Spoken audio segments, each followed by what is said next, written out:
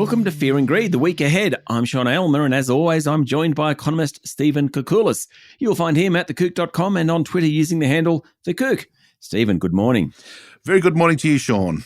Now, we gave you a rest last week. There wasn't a lot on, talk about Job Summit, things like that.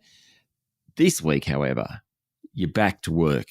Plenty going on. We're back on track. There's a lot of information, and not just the Job Summit. That's an important sort of macro policy issue, but we're getting a little bit more hard data on the economy.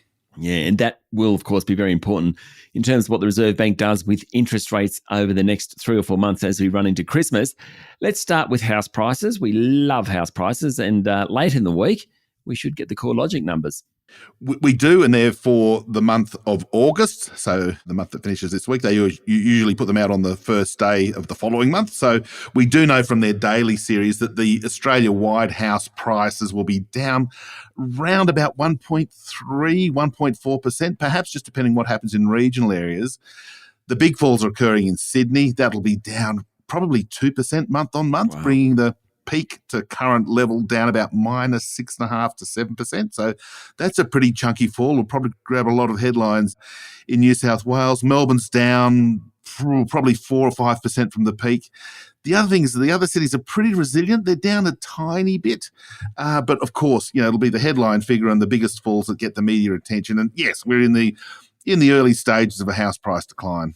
Yeah, what I think is interesting, there's certainly more sellers in the market at the moment. So there are more houses going up for auction. Obviously, we're coming into the spring selling season. So that's all pretty normal. But just the last few weeks, there's a sense of not so much calamity, which we had a couple of weeks ago. Yes. People are a bit more moderated.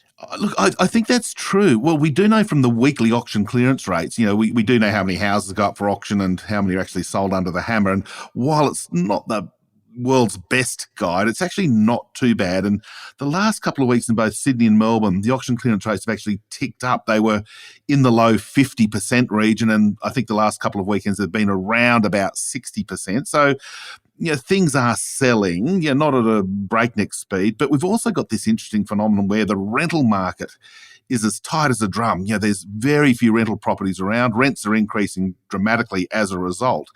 And we're seeing it from some of the housing finance data that investors are actually stepping back up. They're opportunistically taking advantage of a very tight rental market, and they seem to be stepping up. And that'll probably put a bit of a floor under the sort of the cheaper end of the market where investors tend to congregate.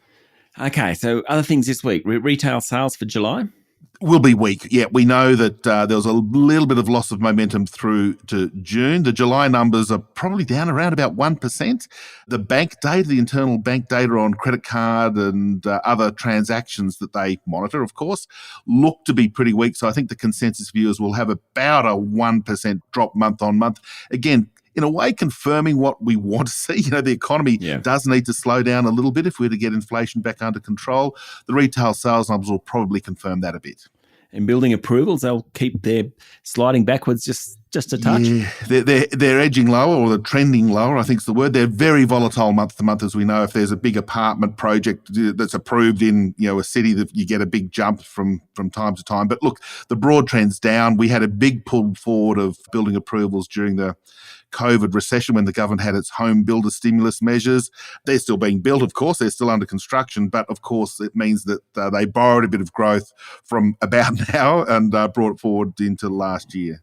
What I think will be really interesting is the private sector CapEx, capital expenditure. Oh, and this is the reason that I don't think we're heading for a recession. I know we've had a few doom and gloomsters out there sort of saying, because housing's turning down and consumers are being crunched with interest rate hikes and cost of living pressures, we've got a very real probability of recession. And, of course, you never rule it out. But I think the thing that's going to save Australia again is CapEx. And during COVID, we know that businesses sort of shut their doors. They really scaled back their business investment.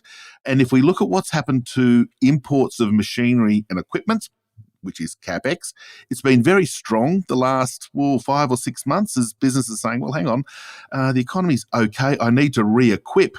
So I'm thinking that we'll see the private sector CapEx numbers being pretty strong. We might see sort of like a 2% quarter-on-quarter figure, which feeds into the GDP figures which come out next week. Right, okay. And then finally, credit growth. Credit growth probably cooling off a bit. It's predominantly the housing finance numbers that are the main drivers. As we we're just sort of saying, house prices are edging lower, and if you've got lower house prices, you don't need to borrow as much money to buy a house. So the credit numbers are probably going to be cooling off a bit. But one of the subsets which will be interesting, again, linked to that capex discussion, is that what's happening to business credit. Are businesses sort of tapping the banking sector to borrow some money because they need to expand? So a really interesting set of numbers this week. Stephen, have a great week. Thank you, Sean. You too. That was economist Stephen Koukoulas, better known as The Kouk. You can find him at thekouk.com, TheKouk, thekouk.com, and follow him on Twitter using the handle The Kouk. I'm Sean Aylmer, and this is Fear and Greed, the week ahead.